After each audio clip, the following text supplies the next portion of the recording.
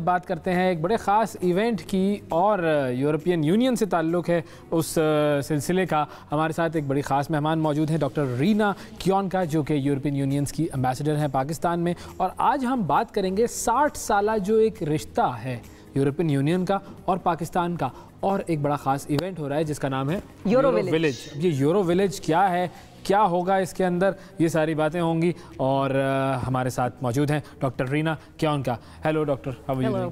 अस्सलाम वालेकुम। Walaikum salam. So in the last few months you've learnt the salam and greetings as well. Well, one must, yes. That's important, that's important. So how should we address you? Dr. Reena, Miss Kionka. You can say hey you as well. Hey you. That's very casual. Yeah. Okay, and you are from Estonia. Yes, that's right. Which is obviously like famous for its forests and the digital also, yes, digital yes, tiger, yes. forests, seas, islands. Yes, yes. But I represent the EU here. Yeah, Okay. EU. Yes, exactly. So that is your personal introduction. But now coming towards the EU, we are, you know, this event Euro Village. This is basically the celebration of Pakistan and EU ties, which are based on a long history of 60 years. Yes. Tell us more about this Euro Village. Euro Village is it's a family fest, really. It's a gathering of stands and musical performances and special activities that will take place at PNCA on the 29th of October. And it celebrates really European Union diversity. Many countries, you know, we're 27 countries in one union. So it's diversity within the union, something that Pakistan also mirrors. And also we're marking 60 years of relations between Pakistan and the European Union. And it's a long relationship with all, we cover the waterfront really, politics, development, trade. So that's what it's about. Okay, so you'll be having performers from these countries, from the European Union countries performing here? That's right. We'll have European performers and Pakistani performers as well. Right. Okay. And we'll have stands and activities for the kids and selfie corners and opportunities to meet the various food, of course. Food is life. Culture. Yeah. No, it should be a lot of fun. Yes. Yeah, okay, right. Okay. Right. And what about if we ask you to tell us something that we don't know about the EU itself, like something about how they came together, how the decision was taken, because it is a grand power in terms of development, in terms of unity, the Eurozone and everything. So how did it all happen? Well, I think most people forget that the European Union is actually a peace project. It was set up after the Second World War so that to support Germany and France would never go to war again. So they divided up the capacity to produce raw materials and industry. It's kind of a boring technical explanation, but that's exactly how it all started. It was little steps, incremental steps toward the union we have today. And so it's grown over the years, it's evolved because the member states want to. There are some things that we do together better than apart. Okay, and what about the relations between EU and Pakistan? How has this relationship gone stronger with these past years? Well, this has started in 1962, 60 years ago. It's a nice solid age.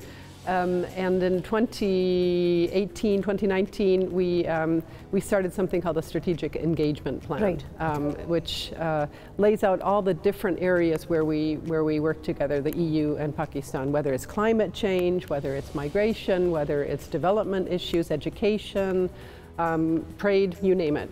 We cover it. Okay, so everything is being done. It's a one-stop shop. Right. And every domain is just like covered. the Euro Village. Yes. So how is this Euro Village different from the previous ones? Well, first of all, we're marking 60 years of the relationship, but it's really special now because we haven't done it for 3 years due to COVID. Right. So it should be bigger and better than ever. Great, perfect. Okay, now you spoke about the relationship between Pakistan and EU, and you spoke about climate change. Now we've experienced the worst floods of the history of Pakistan. What is being done in this regard? Well, the European Union was the first on the ground, actually, to help with emergency humanitarian assistance. And if you take the EU with our member states together, then actually we're the #1 entity donating emergency assistance, well over 100 million. That's the first step. Everybody understands that climate change is not going away, although we're all working very hard on mitigating and adapting. But Pakistan will need to be rebuilt, of course, and we're right now looking at how we can adjust programs that we have to help out there, because it's going to be a big job. This is a big challenge for the world, yes. As the Secretary General of the UN said, these are of biblical proportions. Exactly, exactly. So now moving towards the relationships, and while we talk about European Union's and Pakistan's relationship, you have given a very beautiful tribute or a token of love you have presented for Pakistan on the 75th Independence Day of Pakistan. So first of all, we will show that video to our viewers and then we'll talk about it. Please देखें कि इन्होंने पाकिस्तान की मोहब्बत के लिए और पाकिस्तान को एक तरह से खराज तहसीन पेश करने के लिए क्या किया.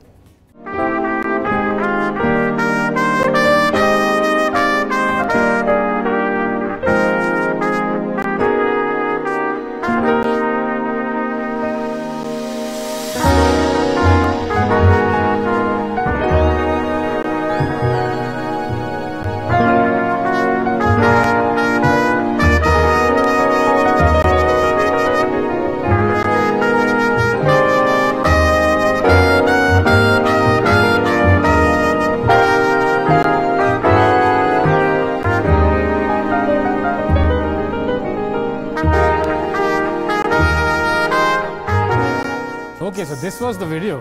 You are playing trumpet, national anthem, Pakistani national anthem on the trumpet. Yes. How did that happen? Well, I've been playing trumpet since I was a child. Okay.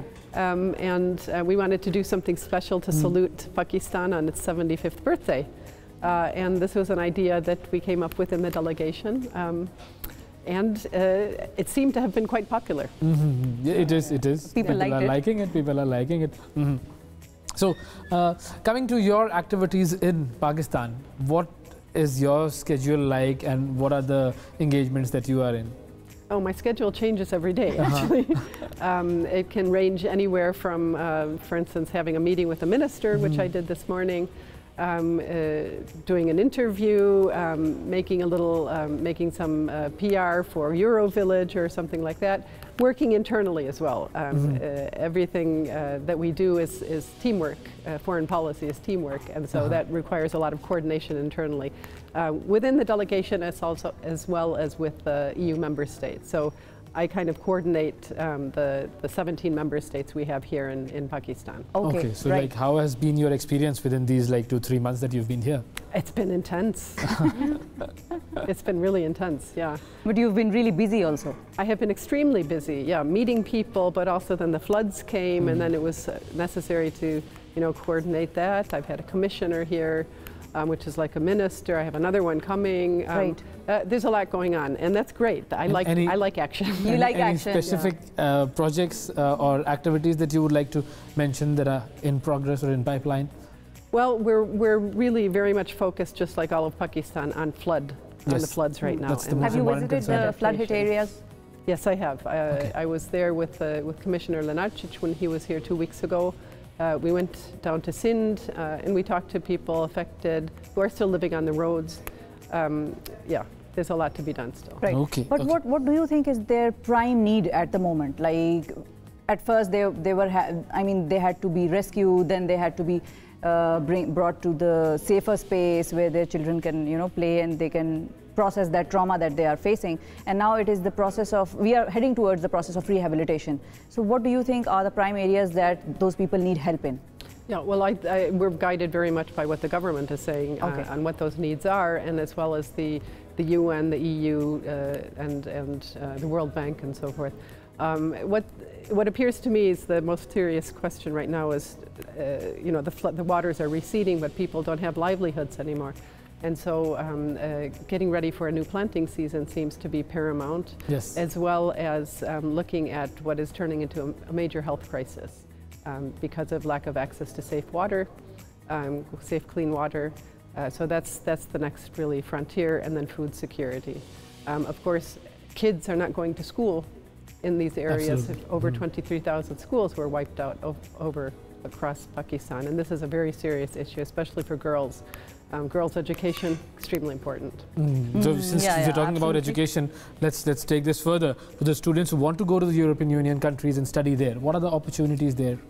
Well, there's a program called Erasmus Mundus that we have whereby university students and researchers can apply for an honorarium to go to a program that is run in the European Union with sometimes with other universities as well, but mainly it's European universities. This year, 166 students from Pakistan got that scholarship, and it's the #1 in the world. So we're very proud of it in the EU, and you should be very proud of it here in Pakistan. If there are other students listening to us right now, watching us, what are the main basic criterions for those students who would want to apply this year? Well, it's really, it's all fields, really. But what we're putting most emphasis on right now is anything having to do with climate change, green adaptation. So anybody working on something related to that definitely should look into it. Right, right. And how, is this your first time in Pakistan? Yes. This is your, and what are the first impression of this country? Oh, people are so open, so welcoming, very hospitable. The food is great. Food is great. That is the most important What did you like in our food? Oh, I like all the different grilled meats and the various salads. And We hope that your stay over here, your work over here. Although life of a diplomat is not that easy, he has to pack up the bags and move after every few years.